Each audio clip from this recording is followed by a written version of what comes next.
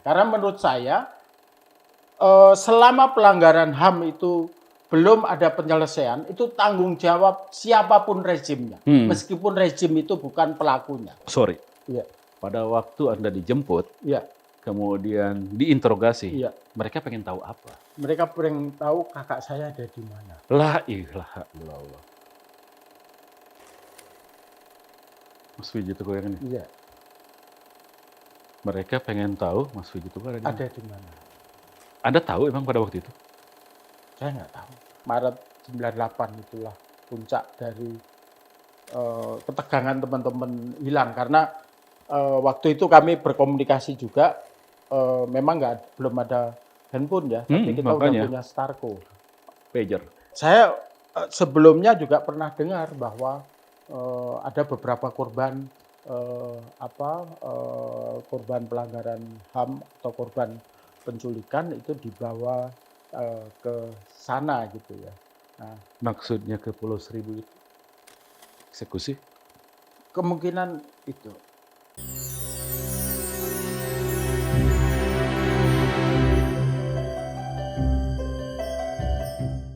Halo, apa kabar? Sobat Forum, dimanapun Anda berada, jumpa kembali dalam program perbincangan Menolak Lupa yang didedikasikan oleh forumkeadilan.com. Saya Hardi Hermawan dan Menolak Lupa kali ini akan membahas tentang segala sesuatu yang tertinggal dari reformasi 1998. Dan tentu saja saya tidak sendiri.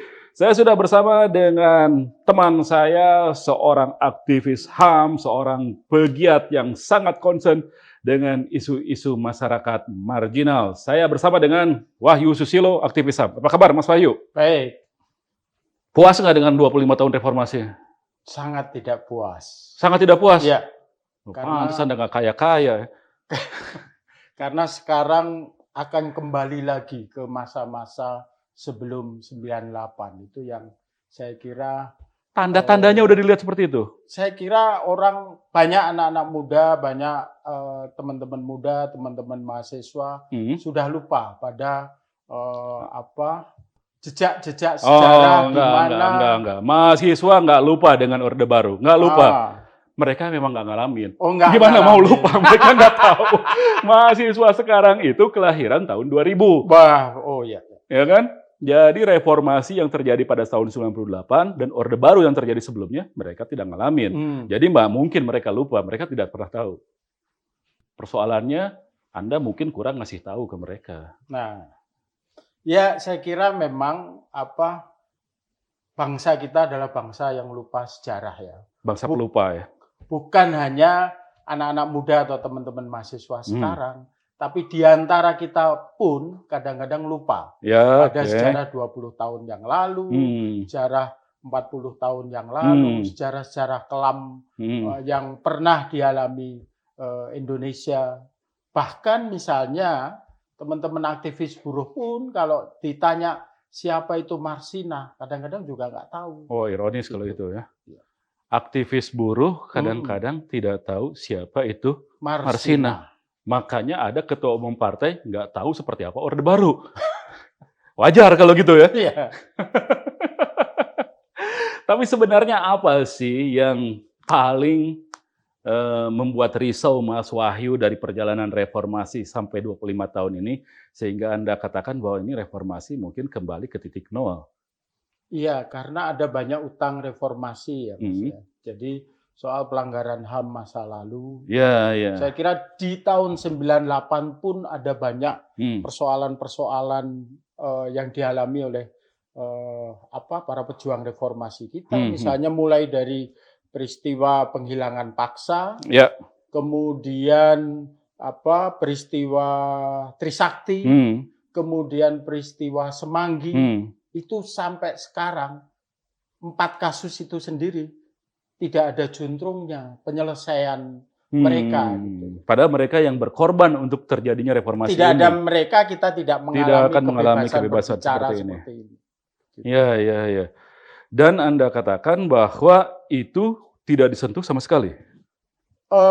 Ada beberapa tahapan-tahapan yang sebenarnya kalau rezim di masa reformasi ini punya kemauan politik ya, punya political will untuk penyelesaian persoalan-persoalan itu, saya kira tentu akan ada kemajuan. Masalahnya tidak.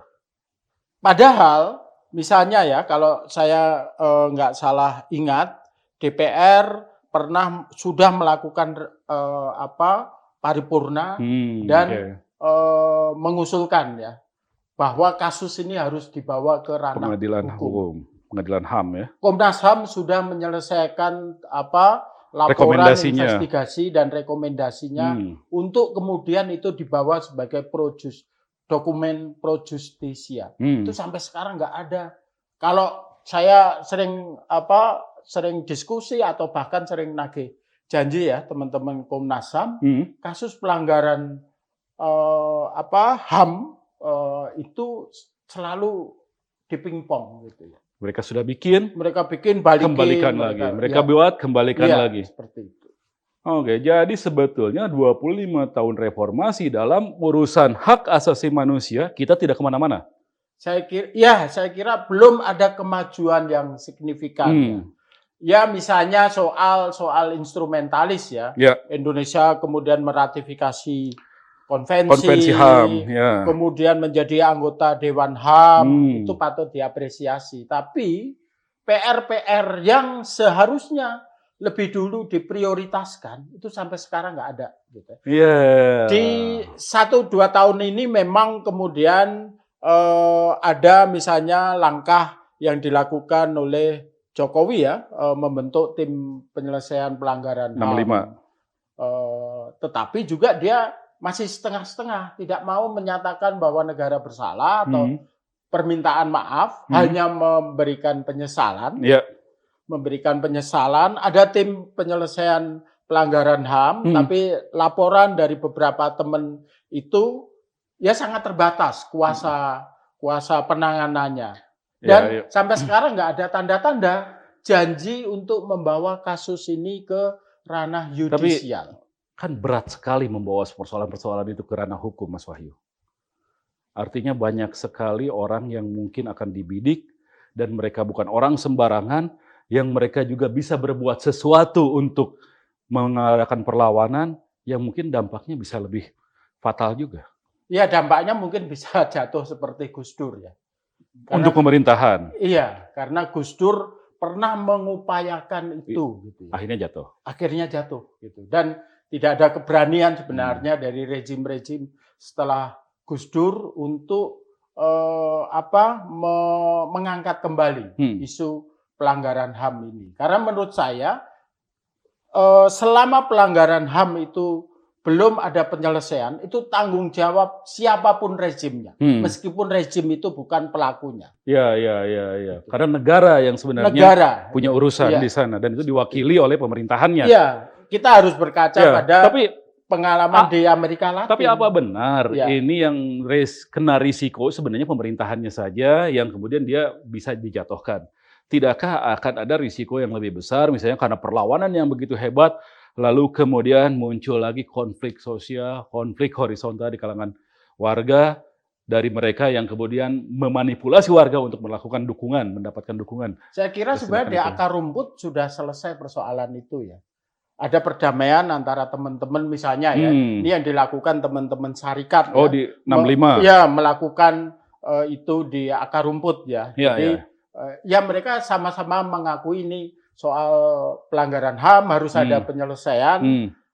Dan yang paling fatal sebenarnya dalam konteks ini, sebenarnya kita dulu punya tools, namanya adalah Komisi Kebenaran dan Rekonsiliasi. Tapi sayang sekali, komisi ini dibubarkan karena undang-undangnya juga dibatalkan di Mahkamah Konstitusi. Tetapi memang yang menjadi masalah kita adalah ini ada kaitannya sebenarnya dengan reformasi sektor pertahanan. Reformasi itu poinnya. Militer. Itu poinnya, Mas, gitu loh. Itu poinnya. Jadi tidakkah risikonya terlalu besar karena ini melibatkan institusi militer yang mungkin komandan-komandan panglima-panglima di masa lalunya bisa melakukan semacam agitasi kepada junior-juniornya untuk menolak ini. Sehingga kemudian jadi persoalannya jadi sangat rumit. Ya, saya kira itu butuh keberanian memang dan Baik. butuh itu proses reformasi di sektor militer. Bagaimanapun oke. juga supremasi sipil lah yang harusnya mengatasi persoalan-persoalan Hmm. ini. Kalau di tubuh militer, saya percaya ada beberapa teman-teman atau tokoh-tokoh militer itu yang reformatif ya. Oke. Misalnya seperti Pak Agus Wijoyo, Ya, atau dulu ada Pak Agus Wirahadi. Agus Wirahadi seperti Hmm. itu. Dan saya kira ada banyak figur-figur yang harusnya juga di sektor tentara ini yang juga sudah melepaskan dikotomi masa lalu. Seperti itu. Jadi mitos aja nih kalau Iya, misalnya saya kira itu dikatakan bahwa ini nanti seringkali militer marah kalau begitu. bahwa militer akan terus memelihara isu ini. Saya kira juga harus didorong tokoh-tokoh yang reformis di militer untuk mengakhiri. Jadi poinnya ini emang harus diselesaikan. Menurut saya harus diselesaikan karena ini dosa sejarah. Kalau tidak diselesaikan, kita tidak pernah tahu cara menyelesaikan masalah semacam ini. Karena tidak punya pengalaman kan? Iya. Jadi harus kita coba. Iya. Kalau nggak gitu terulang lagi masalahnya nanti. Iya, saya kira kita punya pengalaman penyelesaian pelanggaran HAM masa lalu yang terjadi misalnya di Amerika Latin, di Afrika Selatan, dan mereka bisa moving forward jauh lebih sekali. maju dari situ. Ya. Gimana caranya, dari mana memulainya, apakah dari kasus per kasus, ataukah cara yang lain? Kita akan bahas di segmen berikut. Kami akan segera kembali.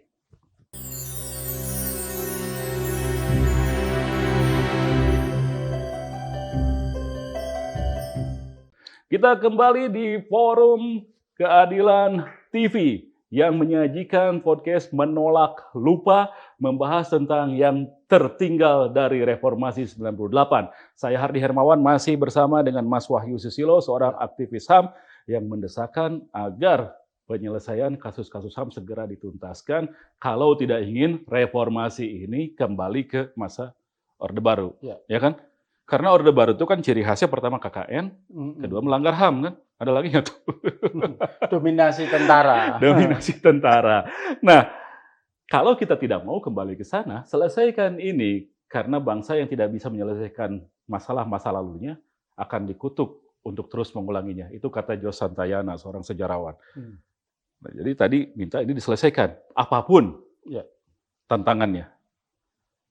Anda sendiri begitu mendesakkan ini, apa yang membuat Anda punya motivasi kuat untuk mendesakkan penyelesaian HAM? Iya, saya dan keluarga saya mengalami sendiri ya. Situasi-situasi di mana pelanggaran HAM itu terjadi. Gitu ya. Jadi di tahun pada pasca peristiwa atau pasca 27 Juli 96 itu penyerangan kantor PDI, DPP Partai Demokrasi Indonesia. Nah, itu kan kambing hitamnya adalah PRD, Partai Rakyat Demokratik. Ya. Dan kakak saya itu dulu aktif di dalam organisasi gerakan itu. Perlawanan seperti itu ya. Saya dulu Sobat Forum sekedar mengingatkan, Wahyu Susilo ini adalah adik kandung dari penyair legendaris, penyair yang juga aktivis HAM yang menjadi korban penghilangan paksa di tahun 98, Widji Tukul. Anda selisih berapa tahun dengan Mas Widji? Selisih 4 tahun. Selisih 4 tahun. Selisih 4 tahun. Di atas Anda masih ada kakak atau langsung persis ke Mas Widji? Sebelum saya, jadi yang 2 tahun ada kakak lagi, baru Kang Mas Widji Tukul. Ya. Jadi Anda, tapi yang ikut di pergerakan Anda dengan Kang Mas Widji itu? Iya, kakak saya juga ikut sih, tapi sekarang jadi pendeta. Gitu. Oh gitu ya. Ya, kami sekeluarga lebih memilih jalan yang sunyi. Aktif di pergerakan waktu itu, Kang Mas di kesenian, tapi juga berinteraksi dengan gerakan mahasiswa. Jadi saya kira kita juga mulai aktif karena misalnya di isu Kedungombo, kampus saya dekat di situ. Saya dari Solo ya, dari Solo. Kemudian kita juga berinteraksi dengan teman-teman di gerakan mahasiswa di kota-kota yang lain. Dan harus diingat bahwa sebelum peristiwa 96 itu ada beberapa peristiwa yang penting yang juga sekarang ini banyak orang lupa. Banyak sekali ya. Misalnya peristiwa Ya, Kedung tentang Ombo itu. Kedung Ombo. Kemudian yang penting juga adalah peristiwa penangkapan 3 mahasiswa dan pemuda. Jawa Tengah ya, Semarang. Bambang Subono, Bambang Isti Nugroho, Lukas Luarso, Bonar Tigor, ya. Pos-pos. Coki Itu Bonar, hanya ya, karena ya. membaca buku Pramudia dan Persis. mendiskusikan. Setelah Setelah itu Lukas Luarso dan Poltak ya untuk ya, aksi golput 92. 92, pemilu 92 ya. Setelah itu pembunuhan Marsina. Udin dulu, Bernas. Enggak, Marsina dulu ya. 93. Udin. Jadi sebenarnya banyak kejahatan-kejahatan, pelanggaran-pelanggaran HAM masa lalu. Di Jawa Barat ada Itu, Rancamaya, ada ya, Badega. Iya, Ya, itu ya. sampai sekarang itu nggak banyak siapa pembunuh Udin? Apakah dia diadili? Iwik Siapa- dulu ya yang dimajuin. Iya, Iya. Oke. Pengadilan sesat ya. Ya. Siapa yang membunuh Marsina? Yudi Susanto yang juga Yang di- peradilan sesat. Ya, betul. Seperti itu.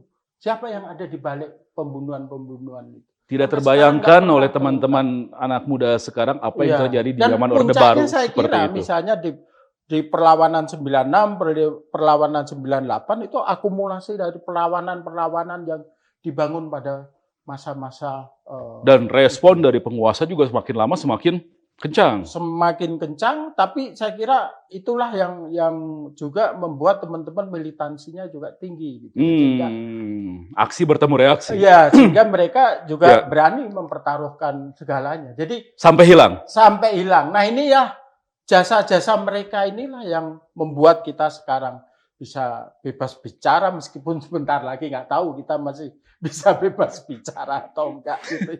Begitu tayang kita ditelepon.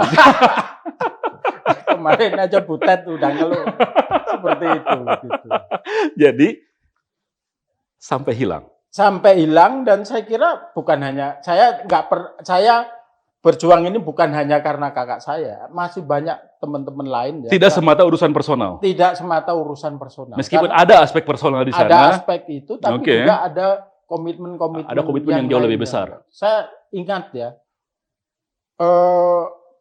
November 98 itu saya yang mungkin awal-awal datang ke kasus pembunuhan Ita Marta Dinata. Oh ya, saksi kunci untuk Saksi kerusuhan kasus Mei perkosaan massal Mei 98. perempuan etnis Tionghoa di Iya. tahun 98. Ya, daerah-daerah sini nggak jauh. Jadi banyak sekali kasus-kasus, banyak sekali luka-luka yang sampai sekarang belum sembuh gitu. Ada upaya untuk menyembuhkan luka itu, tapi ada upaya juga Untuk mengubur saja. mengubur itu. Gitu. Ya. Anda ingat 98 ketika Mas Wiji itu kalau waktu itu hilang itu kapan sebenarnya Anda sadar bahwa itu Mas Wiji itu sebenarnya sudah hilang? Karena kan tipenya dia itu kemana-mana jalan kan, seorang aktivis gerakan. Iya. Belum ada handphone waktu Iya, itu, belum belum ada alat komunikasi, jadi nggak kadang-kadang sulit untuk mengabari keluarga. Iya. Ya, saya kira kita memang waktu itu setelah peristiwa 27 Juli 96, kita menyadari bahwa tentu kita berada dalam intaian. Situasi berbahaya. Ya. Misalnya akhir Agustus 96 saya ditangkap BIA. Di mana? Di kantor saya ya, saya waktu itu kerja di Solidaritas Perempuan, malam-malam saya diambil di suatu tempat yang sampai sekarang saya nggak tahu gitu. Nggak sampai sekarang. Sampai sekarang saya nggak tahu. Nggak Jadi, bisa Anda reka-reka lagi. kata orang itu di daerah Pejaten, Pasar Minggu seperti itu. Nggak dengar suara kereta lewat. Nggak dengar. Oke. Karena misalnya waktu saya diambil langsung saya ditutup muka saya ya. Di tahun 90. 31 Agustus 96. Saya masih hafal tahun itu. 1 bulan setelah peristiwa penyerangan. Itu saya dibawa, kepala saya tutup. Anda sedang di kantor? Iya. Tidak ada orang di kantor itu? Kami bertiga ditangkap. Jadi 3 orang itu semuanya diambil. Tapi dua teman saya katanya nggak ngalami itu. Mungkin ya yang dicari saya gitu. Oh, mereka salah tangkap aja mungkin ya, gitu. Ya mungkin ambil bareng lah. Ambil bareng gitu. tapi di tengahnya dilepas yang 2 itu. Saya pakein apa? Tudung. Ember besi. Oh, ember. Dipukulin seperti itu.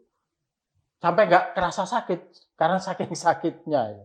Tapi pertama di kendaraan udah ditutup. Udah dipakai apa? Kain gitu ya. Pakai kain di situ, terus ya suruh rebah di suatu tempat. balok es. Oke. Terus beberapa jam di kolam gitu. Ya saya mungkin 24 jam lah. Di dalam air. Semua semua prosesi Okay. penyiksaan seperti itu. Baru kemudian saya dilepas gitu. Dilepas begitu saja. Dilepas begitu. Di mana? Saya dilepas di dekat kantor saya. Waktu itu kantor saya di Otista, Jakarta Timur. Di Jakarta Timur, Cawang ya. Di Jakarta Timur dan waktu dilepas masih pakai? Enggak. Tapi linglung kata orang saya. Gitu. Atau waktu di kendaraannya Anda udah nggak pakai? Mungkin saya dibawa waktu masih pingsan atau apa. Oke. Gitu, baru seperti itu. Nah saya baru menyadari itu ketika saya juga dengar cerita teman-teman ya. Ternyata juga mengalami hal yang sama dan lebih keji lagi berbulan-bulan kayak yang dialami oleh Petrus ya.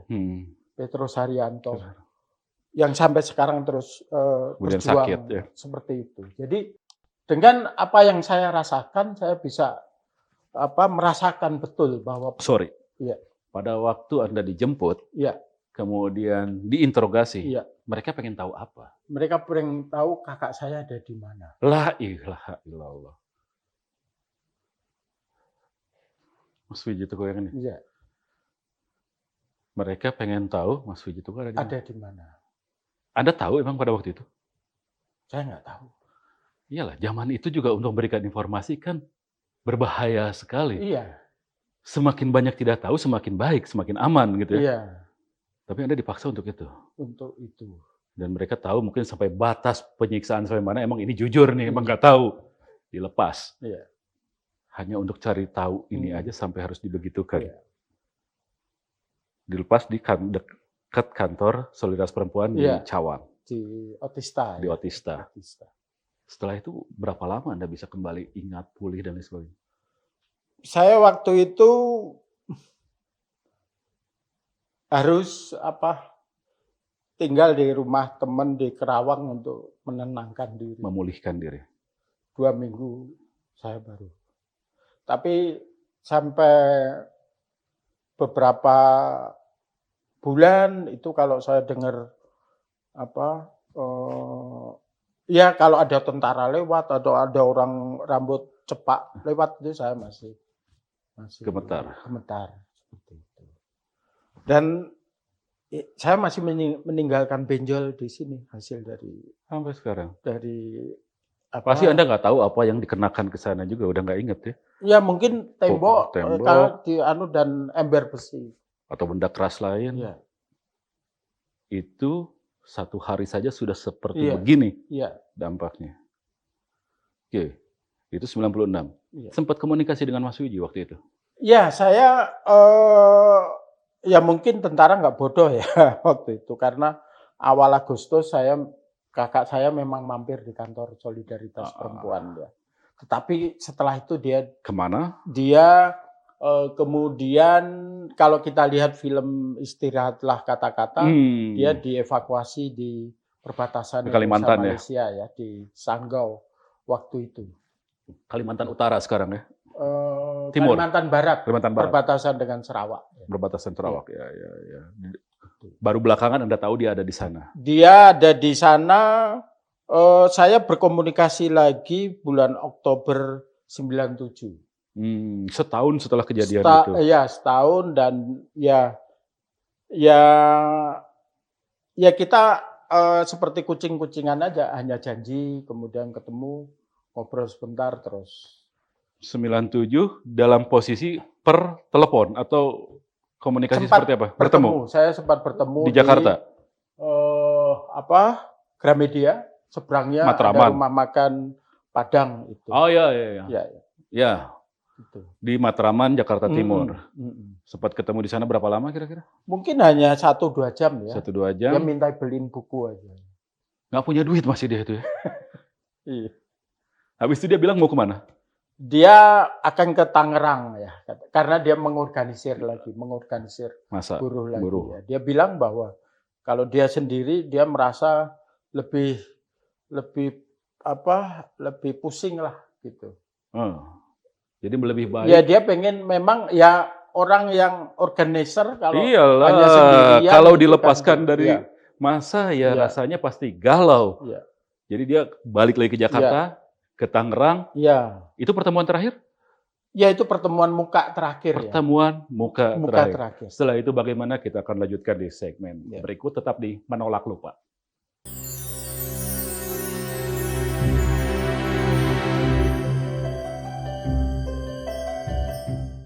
Tetap di Menolak Lupa, didedikasikan, dipersembahkan oleh Forum Keadilan TV. Saya Hardi Hermawan.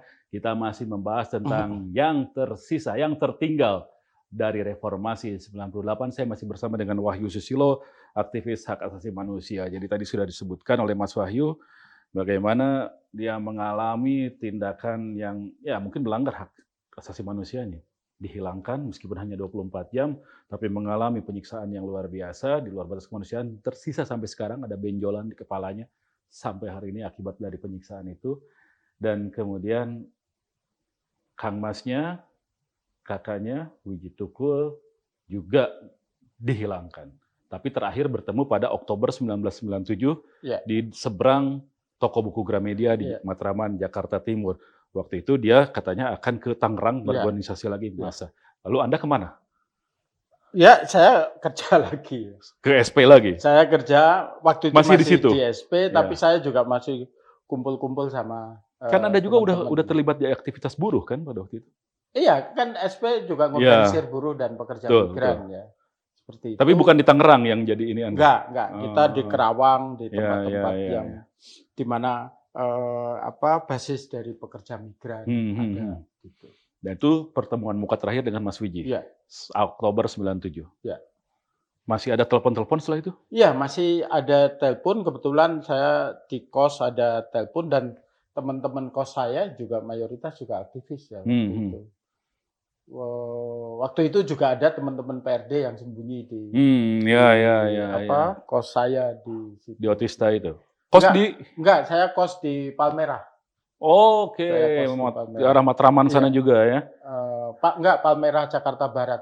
Oh sorry, Palmeriam. Palmerah Jakarta Barat. Ya, itu Palmeriam. Karena ingat Gramedia tadi itu. Oke. Ya. Telepon terakhir kapan? Saya telepon terakhir sekitar menjelang Natal ya. Keluarga Natal 97? 97. Keluarga saya itu kan ada yang Natalan, ada yang Lebaran. Ya. Kalau kita ingat tahun 97-98 itu Natalan pasti Desember 97 dan Lebaran seingat saya waktu itu akhir Januari atau awal Februari 98. Nah disitulah Kang Mas bilang bahwa dia akan pulang ke Jawa. Kampungnya di Solo. Di Solo. Kami kan orang Solo ya. Sama kayak Pak Presiden ya. Beda nasib. Nah, tetapi saya ingat pasti mereka nggak akan ketemu di Solo. Ternyata benar. Mas. Maksudnya apa? Kenapa pasti tidak akan ketemu? 97 nggak mungkin dia pulang ke Solo ke rumah ya. Dalam kondisi rumah, dalam aman. konteks itu. Sehingga mereka ketemu Mbak Pon, kemudian anaknya itu ketemu di Jogja dan di Magelang. Ya. Kita ingatkan lagi pada waktu itu juga Mas Wiji Tukul sudah berkeluarga, memiliki istri Mbak Pon dan anaknya sudah 2 ya.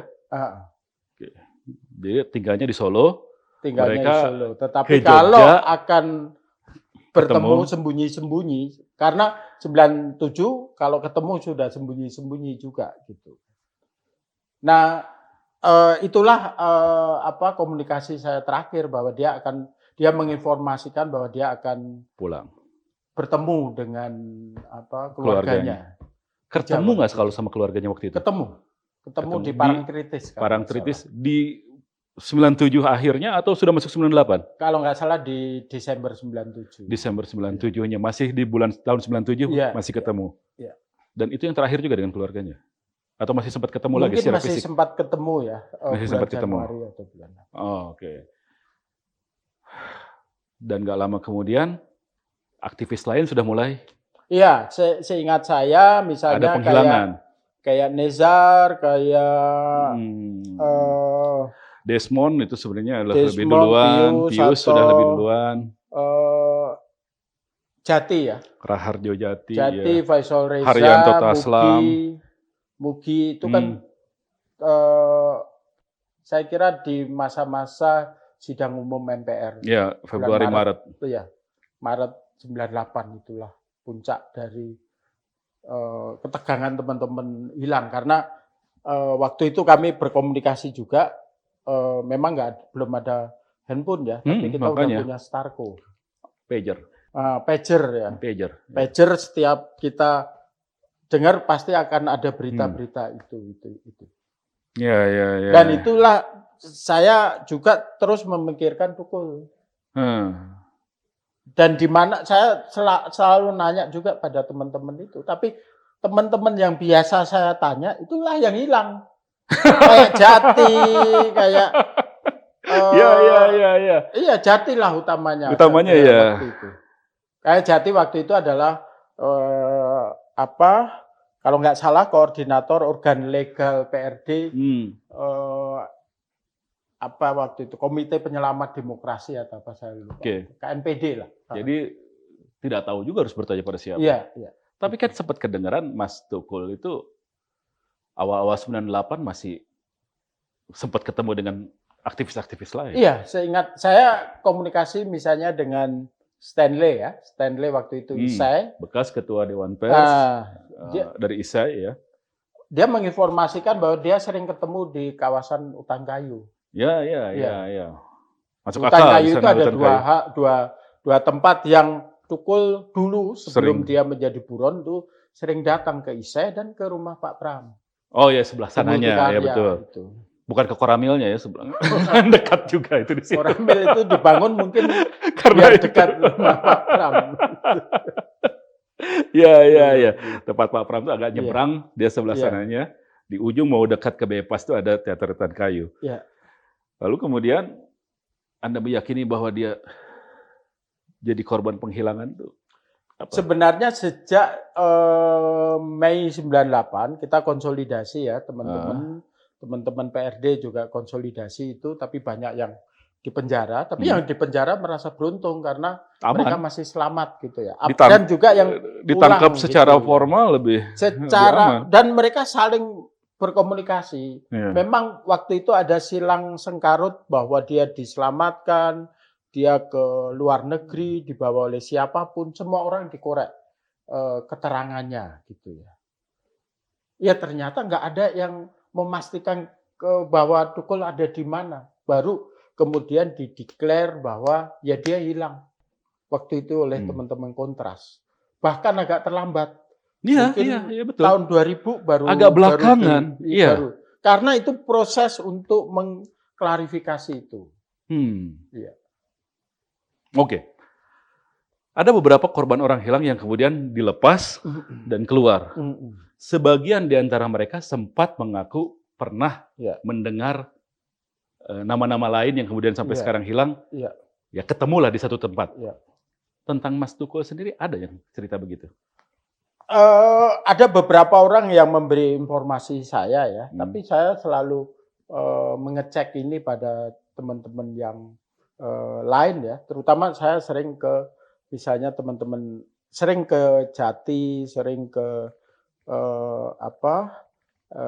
teman-teman kayak Mugi, kayak kayak Nezar gitu, ya dia merasa bahwa semasa itu dia pernah dengar, tapi dia merasa bahwa tidak berada dalam satu tempat di situ gitu. Nah inilah yang banyak versi ya, yang karena kan misalnya aktivis yang masih hilang, katakanlah nama Herma Hendrawan, ya. beberapa yang korban orang hilang ini mengaku sempat mendengar atau ketemu di satu tempat dengan Herman Hendrawan atau nama lain sempat juga disebutnya, saya agak lupa. Kalau sama Mas Tukul ini saya nggak pernah mendapat informasi yang valid ya mengenai dia. Gitu ya. Nah saya sempat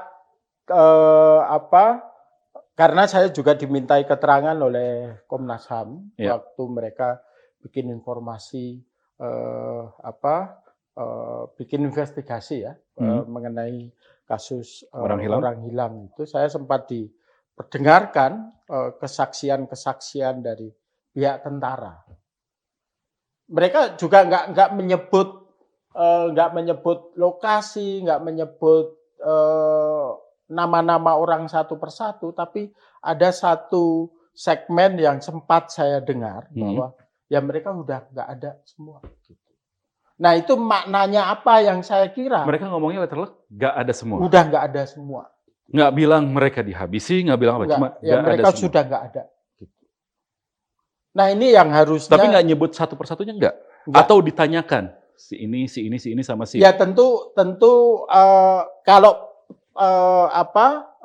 analisis saya adalah tentu Komnas menanyakan mereka yang sampai sekarang nggak kembali kan, karena ada korban yang kembali kayak Nesar, kayak Reza, kayak Mugi, kayak Desmond, kayak Andi, Pius.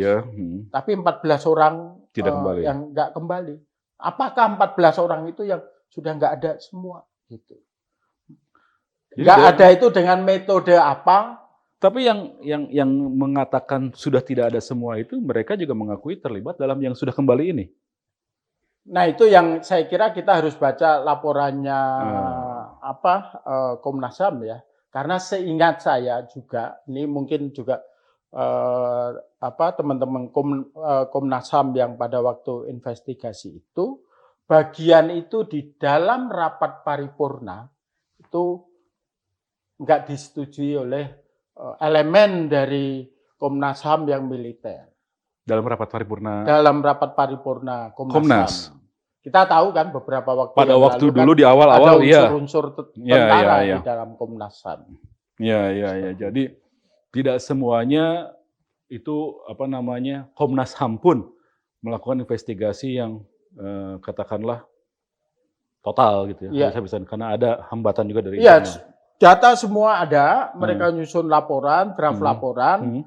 Nah, draft laporan itu kan diparipurnakan. Ada hal-hal yang disepakati semua, ada hal-hal yang enggak disepakati. Oke.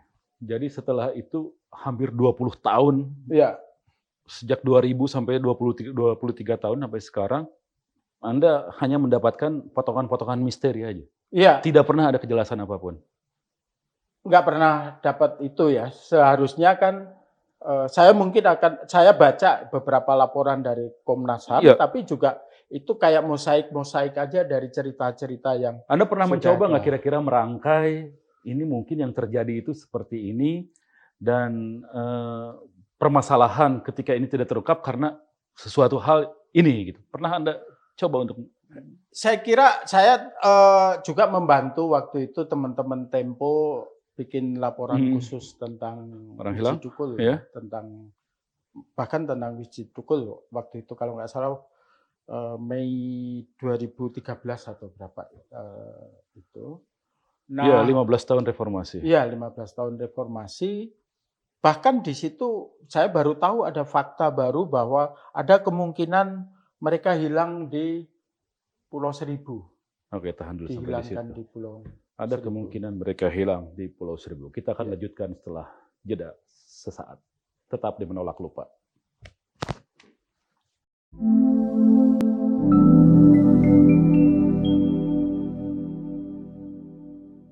Menolak Lupa kembali ke hadapan Anda, sebuah podcast yang didedikasikan oleh Forum Keadilan TV. Saya Hardi Hermawan masih bersama dengan Wahyu Susilo, aktivis HAM.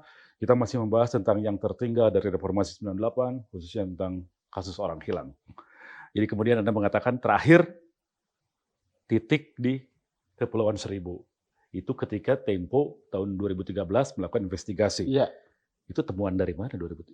Saya kira itu hal yang mungkin layak untuk ditindaklanjuti ya, karena saya kira saya percaya investigasi Tempo itu bukan investigasi yang abal-abal ya, dan ada banyak kesaksian, ada banyak cross check yang dilakukan di situ, dan saya sebelumnya juga pernah dengar bahwa ada beberapa korban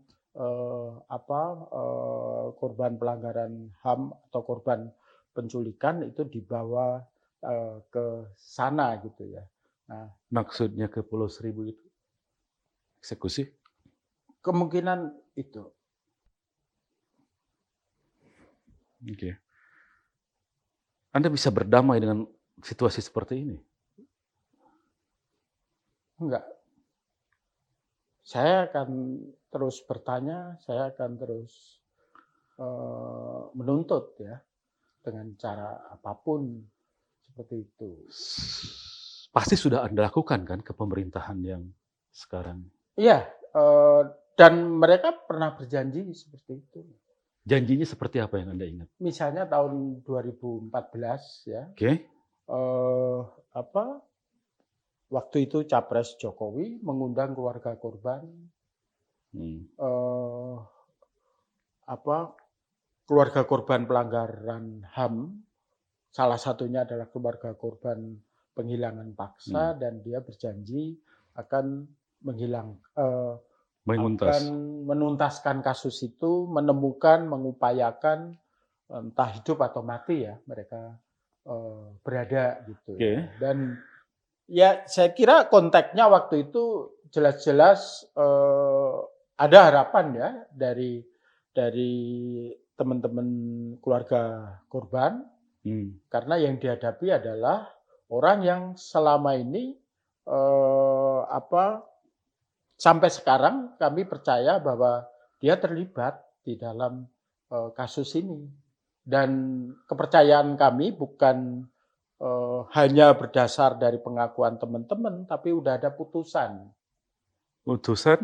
Putusan bahwa dia bersalah, putusan pemberhentian secara tidak hormat. Saya kira itu kan kalau kita lihat konsideran dari putusan itu kan salah satunya. Anda ingin mengatakan tentang putusan Dewan Kehormatan Perwira? Ya.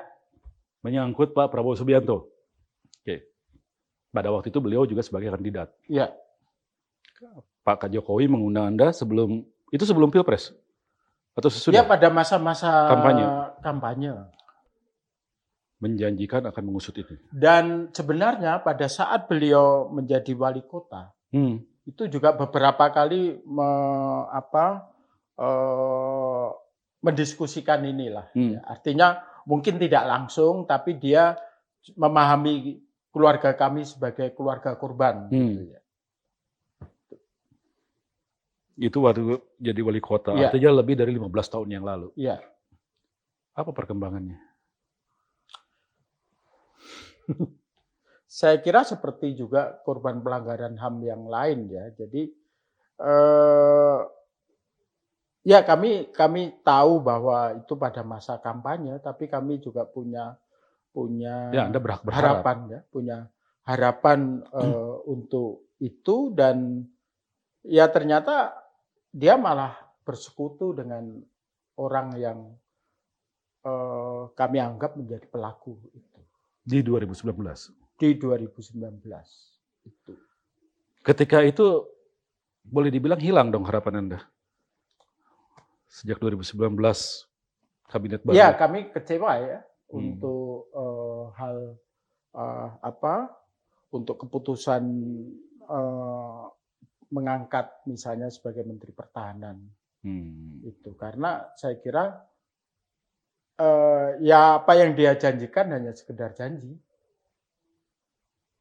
Anda menyadari itu hanya janji-janji di lidah itu kapan?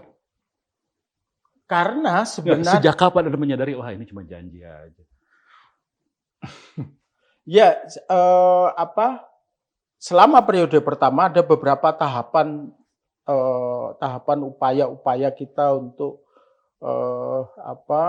mendesak ada komitmen untuk penuntasan pelanggaran HAM seperti itu. Saya kira ya tentu kami sadari, kami apresiasi ada beberapa hal yang dia lakukan ya, rekognisi misalnya pada para pekerja kebudayaan yang terlibat lekra mendapatkan anugerah. Saya kira waktu itu sebagai tahapan beliau untuk kemudian menuntaskan pelanggaran HAM melalui jalur yang melingkar. Ya. Sedikit dari 2014 sampai 2019. Tapi mengapa untuk kasus-kasus pelanggaran HAM yang sebenarnya paling dekat ya, 98 ini kan jaraknya paling dekat, itu baru kemarin malah hampir sama sekali nggak tersentuh. Gitu. Kasus-kasus itu hampir sama sekali nggak tersentuh. Jadi Anda menaruh harapan kepada pemerintahan Pak Jokowi itu sebenarnya di tahun 2014 sampai 2019 terutama. Pada periode pertama masih punya banyak harapan. Tapi pada periode kedua, apalagi setelah Prabowo Subianto bersekutu, menjadi sekutu dari pemerintah, ya saya kira itu ya ternyata ya nggak sesuai dengan harapan kami. Gitu. Ekspektasi harus ditunda dulu. Iya. Gitu. Lalu sekarang mau menghadapi pemilu lagi 2024. Iya. Makin jauh dong ekspektasi itu. Iya makin jauh, tapi tentu kami akan terus melakukan sesuatu untuk mengingatkan bahwa masih ada utang sejarah ya. Masih ada yang tertinggal. Masih ada utang sejarah, masih ada beban sejarah, dan masih ada impunitas yang dinikmati oleh beberapa kandidat. Impunitas. Kekebalan dari tindakan hukum. Ya. Menurut Anda ini Indonesia masih punya prospek nggak untuk bisa menyelesaikan persoalan-persoalan itu ke depan? Saya masih punya harapan ya, sekecil apapun di Indonesia masih punya harapan karena sesedikit apapun masih ada orang yang terus mengingatkan mengenai sisi kelam masa lalu yang belum pernah terselesaikan. Mas, sudah banyak orang yang menjadi korban kemudian mengalami apa yang mungkin kita anggap seperti Stockholm Syndrome. Ya. Malah bergabung ke sana, malah mendukung dan lain sebagainya. Anda nggak ikut lah. Ya itu bukan pilihan saya ya. Itu secara moral, secara politik saya kira itu jauh dari angan-angan saya. Tapi ketika banyak yang seperti itu, kok Anda masih punya harapan juga? Karena saya masih memiliki teman, masih memiliki kawan yang terus berseteru. Saya selalu nangis kalau teman saya Petros Haryanto, pasien cuci darah seminggu 3 kali, tetapi dia terus berteriak, dia bahkan tertatih-tatih datang ke pengadilan. Entah itu pengadilan akan mendengar dia, tapi dia terus menuntut. Saya malu kalau dengan Petrus kalau saya tidak terus memperjuangkan ini. Mungkin ada yang salah dengan strategi Anda. Ya mungkin karena saya naif ya. Apa yang Anda sadari dari strategi yang selama ini dijalankan oleh Anda dan teman-teman sehingga kok berakhir dengan diakal-akalan seperti ini? Iya, karena mungkin kami percaya waktu itu masih punya percaya pada kekuasaan di tangan kaum sipil. Ya. Bagi kami, waktu itu Pak Jokowi adalah seorang sipil, tidak dari kalangan elit. Bukan anak menteng. Bukan anak menteng. Bukan anak siapa-siapa. Iya. Dan kami tahu sendiri kampung dia ada di mana. Orang Solo ya. Ya. Menaruh harapan terhadap sosok itu. Ide yang dibawa pada waktu itu. Tapi ternyata ya situasinya seperti ini. Kenapa sih Anda tuh, sejak kapan sih Anda tuh punya semangat perlawanan yang gila-gilaan kayak gitu? Sejak mahasiswa ya. sejak mahasiswa. Pernah mengalami apa sampai harus berhadapan frontal dengan kekuatan yang sedemikian besar? Ya, saya semester 1 Tapi Anda sempat mahasiswa ya, sempat kuliah ya? sempat kuliah. Mas Tukul nggak sempat dia, nggak punya duit katanya. Tapi dia bukunya banyak. Oh, jadi kalau punya duit dia belajar beli buku aja gitu? Iya. Atau nyolong buku orang? Iya, iya. Tapi ya itu Pinjam nggak balik pengalaman lagi. keseharian saya. Saya hidup, bapak saya tukang beca. Saya pernah tergusur ya karena kami tinggal di Magersari. Orang tua Anda, bapak Anda beca. Beca. Ibu? Ibu ya kalau kategori sekarang ibu rumah tangga lah. Tapi juga itu yang seperti yang pernah digambarkan Mas Tuko di sajaknya itu. Iya, iya. Itu benar. Itu benar. Tukang. Jadi apa yang kami perjuangkan bukan kayak mahasiswa kelas menengah yang lain dia udah kaya, anak dari kota, memperjuangkan kaum priayi lah ya. Tapi kalau gitu. saya ya memang memperjuangkan diri sendiri, bukan orang lain. Kami memperjuangkan diri sendiri. Berapa saudara? Kami 4 bersaudara. 4 bersaudara. Ya. Anak tukang beca, 4 bersaudara. Kok berani-beraninya gitu loh melawan? Ya, kami mengalami sendiri ya. Jadi awal dari perlawanan kami itu bersama Mas Tukul itu rumah kami, kampung kami, ada sungai yang kemudian sungai itu dicemari oleh perusahaan industri tekstil. Itu sebenarnya awal dari perlawanan kami. Jadi sumber penghidupan Anda sungai itu? Sumber penghidupan kami semua. Tiba-tiba airnya tercemar? Tercemar. Dan kami seluruh warga kampung itu kemudian membentuk kelompok untuk menolak pencemaran ini, menuntut tanggung jawab perusahaan tekstil itu. Itu awal kemudian. Ya mesti kalah toh? Mesti kalah toh? Mesti kalah. Iya. Gitu. Karena disuap juga. Lo kok nggak kapok gitu loh? Udah tahu bakal kalah. Ada kelompok yang disuap untuk mendirikan masjid, tapi kami terus hajar terus itu. Ya tapi kan kalah terus. Kok nggak kapok gitu loh? Sampai akhirnya kemudian Anda diculik, dimasukin kepalanya ke dalam ember, dipukulin di sana sampai benjol sekarang. Ya karena mungkin perlawanan itu naluri sehari-hari yang kami lakukan. Manfaatnya apa menurut Anda? Manfaatnya adalah menyadarkan lingkungan sekitar. Waktu itu misalnya lingkungan, ya mungkin itu kalah ya, tapi pabrik itu kemudian kena sanksi gitu ya. Pabrik itu relokasi ya. Pabrik itu relokasi, kemudian warga punya kesadaran untuk kemudian memonitor itu, kemudian juga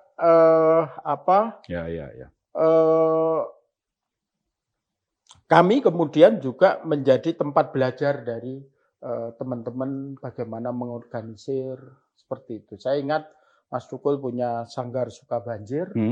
Disitulah kemudian metode-metode pembelajaran pengorganisasian anak, pengorganisasian masyarakat itu dikembangkan dan banyak teman-teman dari luar kota itu juga belajar. Jadi boleh nggak kalau saya mengatakan bahwa sebenarnya yang Anda lakukan adalah upaya untuk memperjuangkan hidup yang lebih baik dengan kekuatan sendiri. Ya. Mengorganisasikan semua potensi yang ada. Karena kalau korban yang bersuara itu lebih otentik. Dan tidak semata-mata untuk kepentingan sendiri. Tapi juga untuk kehidupan bersama yang lebih baik. Pengorganisasian yang lebih disiplin, tidak semata-mata berharap pada belas kasihan dari penguasa. Dan dengan metode yang macam-macam ya. Dan Tukul memilih metode berkesenian dengan puisi.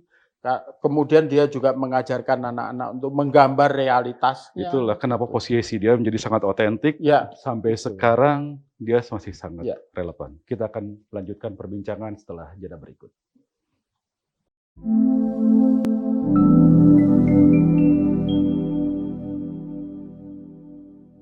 Kembali menolak lupa Kembali kita membahas tentang yang tertinggal dari Reformasi 98. Saya Hardi Hermawan masih bersama dengan aktivis HAM Wahyu Susilo. Jadi Anda tadi katakan bahwa bagaimana kemudian apa yang Anda alami membentuk diri Anda untuk tetap mengkonsolidasikan kekuatan, mengorganisasikan semua potensi, menggalang perlawanan untuk kehidupan yang lebih baik sesama Anda.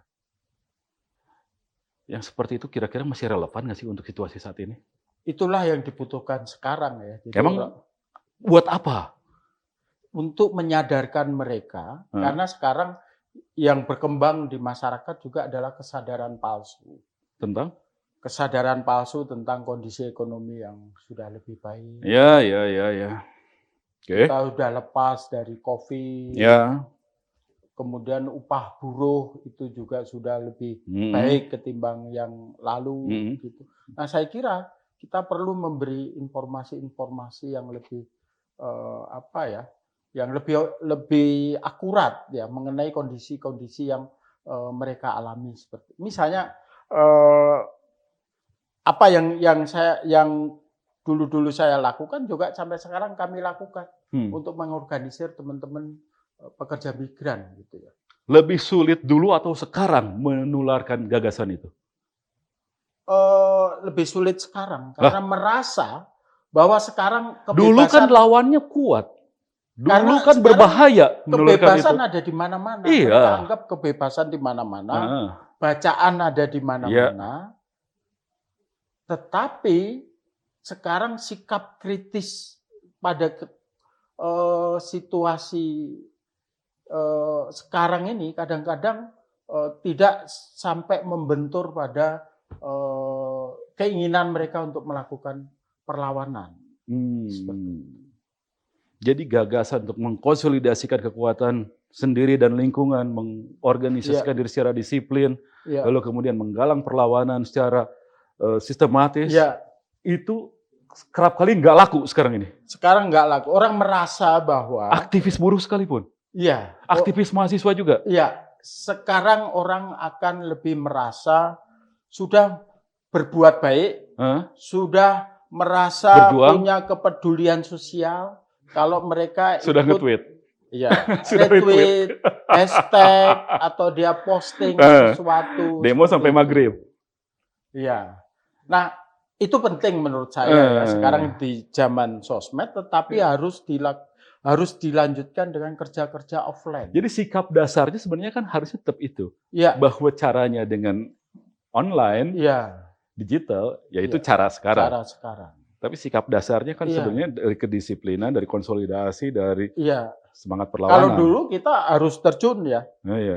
Ya mungkin ini pandangan baby boomer ya. Pandangan orang-orang tua dulu yang melakukan pengorganisasian di Kedungombo, di Rancamaya, di tempat-tempat lain harus bersama teman-teman petani sebulan 2 bulan. Itu yang dalam pandangan saya sekarang itu nggak dialami oleh teman-teman aktivis mahasiswa sekarang, atau aktivis pemuda sekarang. Mungkin yang masih agak dekat dengan kondisi itu adalah teman-teman serikat buruh, karena itu yang mereka alami sehari-hari. Tapi untuk mereka kadang masih dihadapkan dengan isu normatif juga, sehingga kemudian langsung menyangkut pentingan sehari-hari. Itu lebih mudah terpapar dengan gagasan itu. Tapi kalau yang mahasiswa agak susah jadinya. Iya, menurut saya sekarang gerakan mahasiswa saya tentu beri apresiasi pada teman-teman itu, tapi isunya kalau kita lihat pada genre gerakan mahasiswa itu ya balik lagi pada gerakan mahasiswa 70-80. Isunya elitis, kekuasaan itu penting menurut saya, isu penting, ganti presiden itu penting. Tetapi bagaimana kemudian mereka juga dekat dengan kepentingan-kepentingan rakyat. Balik ke zaman buku Pesta dan Cinta. Seperti itu. Oke, jadi untuk terlibat dengan hal-hal yang dialami oleh buruh, hal-hal yang dialami oleh petani gurem, itu makin jauh. Ya, menurut saya udah jarang sekali teman-teman mahasiswa sekarang ngomongin tentang realitas petani sawit. Ngomongin realitas masyarakat adat Ngomongin realitas orang-orang di perbatasan, Ya, di masyarakat adat, di ya, pedalaman, jauh dari situ. ya. Akan seperti itukah tren ini berlangsung atau menurut Anda akan kembali lagi kepada sirkulasi ke aktivisme yang tahun 90-an? Ya, saya kira ada beberapa teman-teman yang masih bersetia Ya. untuk mendorong ya teman-teman mahasiswa melebur kembali ke rakyat. Ada teman-teman, saya appreciate. Jadi masih ada harapan dong untuk menyelesaikan ya, menurut persoalan saya 98 di ini. setiap masa dia tetap minoritas, dia bukan mayoritas, tapi minoritas itu akan terus tumbuh gitu ya. Kalau sekarang misalnya saya ada teman-teman di Jogja Social Movement Institute itu dia pengen teman-teman mahasiswa itu juga lebur dengan gerakan rakyat gitu ya. Iya, iya. Teman-teman, terutama teman-teman di Jember, teman-teman di Banyuwangi, di Palu itu juga pengen lagi meleburkan gerakan mahasiswa ke gerakan kerakyatan, dan itu saya kira juga harus didorong, harus dibangun. Dan yang penting menurut saya, karena harus diakui sekarang yang kuat adalah gerakan kelas menengah di kota-kota. Ya, Anda masih punya harapan terhadap gerakan mahasiswa ini? Saya masih punya harapan. Mahasiswa sekarang itu 4 tahun, Mas, paling banyak, paling lama kuliahnya. Anda dulu berapa tahun lulus? 8 tahun. Saya beda setahun. 4 tahun lulus, mereka udah langsung dikejar dengan target akan jadi apa? Berapa bisa penghasilan per bulan? Korporasi sekeren apa yang bisa mereka masuki? Iya, makanya kalau hanya dalam koridor gerakan mahasiswa, bukan gerakan rakyat atau gerakan buruh, ya pasti akan usai itu tradisi mereka bergerakan. Tapi mereka harus menyadari bahwa pada mahasiswa, selepas mahasiswa saya harus terlibat di dalam gerakan buruh karena saya akan menjadi pekerja.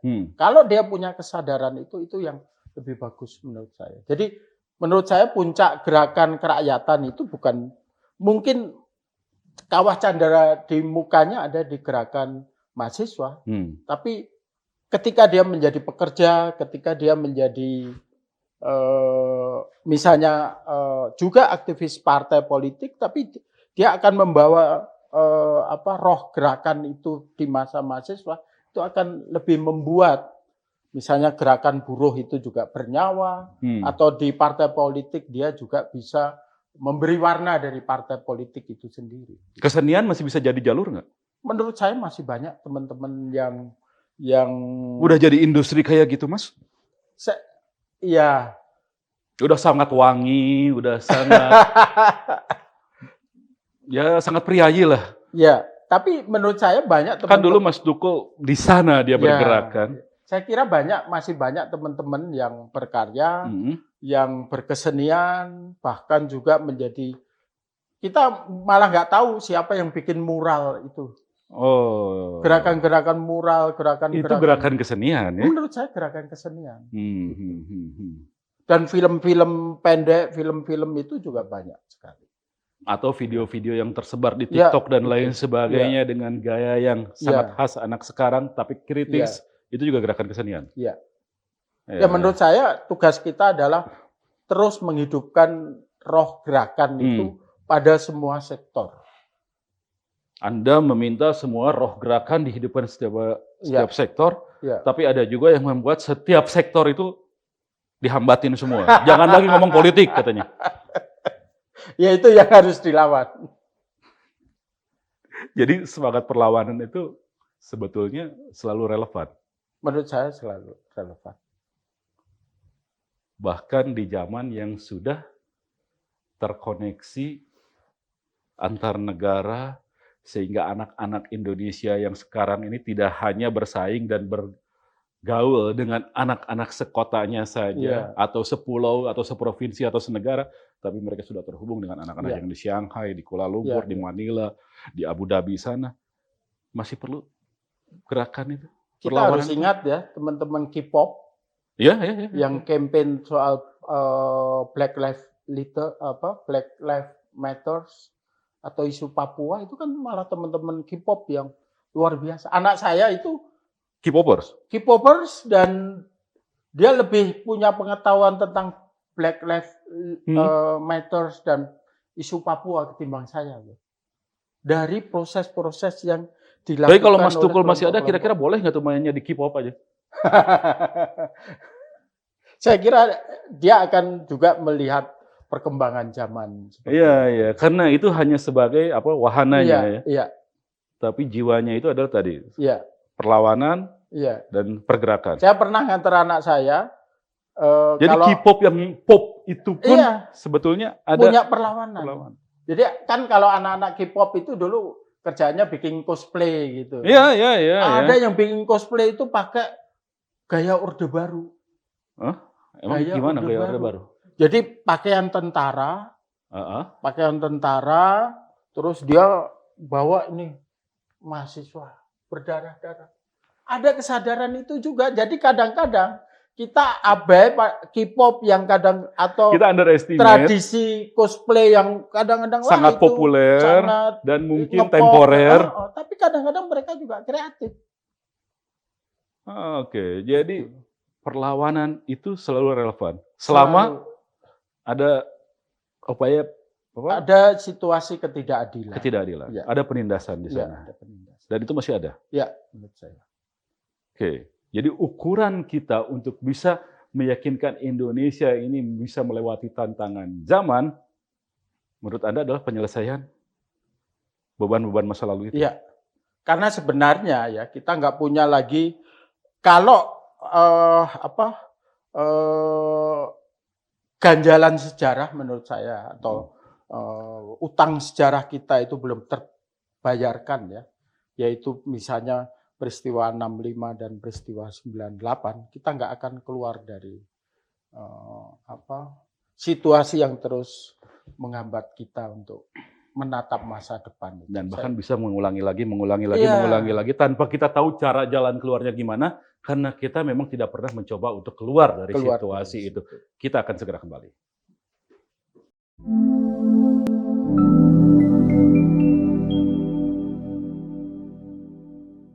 Kembali di Menolak Lupa, sebuah podcast perbincangan yang didedikasikan oleh forumkeadilan.com.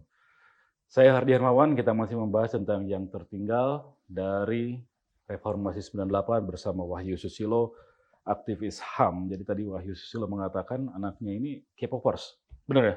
Ya. Terus main-main cosplay?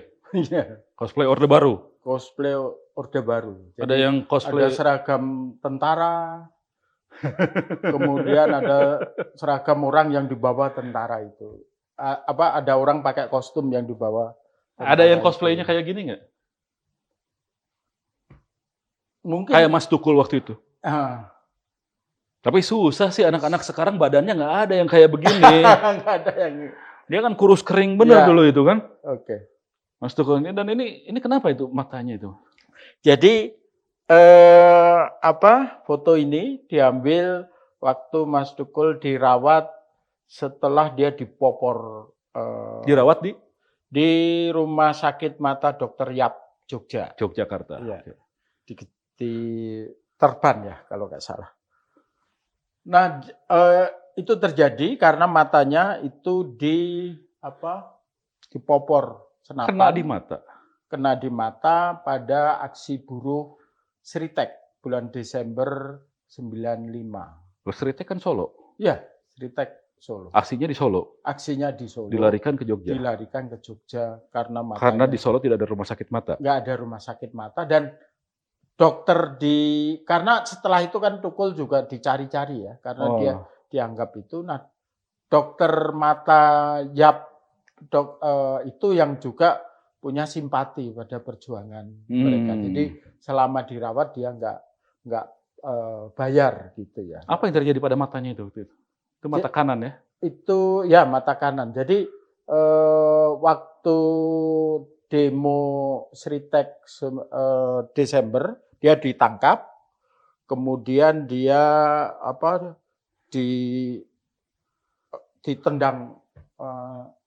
ditendang, kemudian ada satu, kalau menurut kesaksian teman-teman itu popor senjata, popor senapan itulah yang kemudian terkena pada matanya. dipukulkan pada matanya itu. Terkena matanya sehingga terkena matanya itu. Itu setelah itu gimana kondisi matanya? Sampai sekarang cuma merah terus ya. Setelah Merah berdarah seperti itu. Penglihatannya?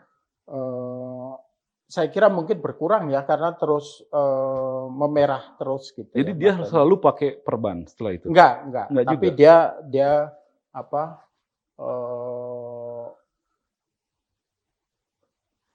ada gangguan penglihatan di situ. Karena saya kira sangat parah. Ada jadi pusing juga, ada apa? Seperti itu. Nah, itulah salah satu inspirasinya juga. Ini berarti tahun 95. 95. Nah, 95, kemudian ini dirawat sampai kalau nggak salah Januari atau Februari 96. Oh, lama ya? Di situ dia tulis ada puisi, tapi jarang muncul ya. Puisi atau kutipan dia bilang, kamu nggak akan pernah mengenal fasisme sebelum popor senapan dan sepatu Lars tentara mampir di kepalamu. Itu nggak tepat seperti itu, tapi itu satu puisi dia. Mengenalkan, kamu tidak akan pernah mengenal tentang fasis. Tentang fasis. Kalau kamu belum merasakan popor senapan dan tendangan sepatu Lars tentara.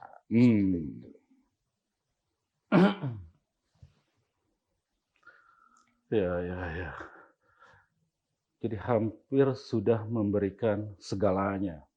Seorang Wiji Tukul, fisiknya, badannya, kebebasan hidupnya, sampai kemudian kita tidak tahu dia ada di mana saat ini. Itu salah satu yang tertinggal, salah satu yang menjadi utang dari Reformasi 98. Semuanya itu ada berapa banyak puisi yang dibikin oleh Mas Tukul? Tukul punya kumpulan puisi dulu dari Tanah Lapang, itu kata pengantarnya Arep Budiman, kemudian nyanyian Akar Rumput, itu kata pengantarnya Munir, kemudian ada kumpulan puisi Darman dan lain-lain, itu pada awal-awal. Saya kira ada 5 atau 6 kumpulan puisi. Satu buku puisi itu mungkin sekitar 30-40 puisi. Jadi kira-kira ada 100 sampai 150. Iya. Dan saya masih nyimpan satu ketikan puisi yang belum pernah dipublikasikan ya. Saya pernah lihat di tweet Anda itu kalau nggak salah. Ada. Dan kemarin saya tunjukkan itu ke anaknya, ke Fajar Merah, dia baru lihat itu dan dia juga baru lihat. Dia akan memusikalisasi puisi. Iya, karena musisi ya. Itu. Oke. Dari semua puisi itu kemudian yang paling kita ingat adalah puisi yang berjudul Peringatan. Ya. Anda bacakan dong, Mas. Oke.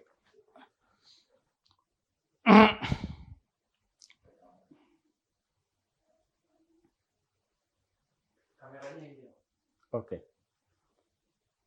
Peringatan, karya Wiji Tukul. Jika rakyat pergi, ketika penguasa pidato, kita harus hati-hati. Barangkali mereka putus asa. Kalau rakyat bersembunyi dan berbisik-bisik ketika membicarakan masalahnya sendiri, penguasa harus waspada dan belajar mendengar. Bila rakyat tidak berani mengeluh, itu artinya sudah gawat. Dan bila omongan penguasa tidak boleh dibantah, kebenaran pasti terancam. Apabila usul ditolak tanpa ditimbang, suara dibungkam, kritik dilarang tanpa alasan, dituduh subversif dan mengganggu keamanan, maka hanya ada satu kata, lawan. Wahyu Susilo dengan puisi peringatan karya Wiji Tukul. Saya Hardi Hermawan, menolak lupa. Sampai jumpa.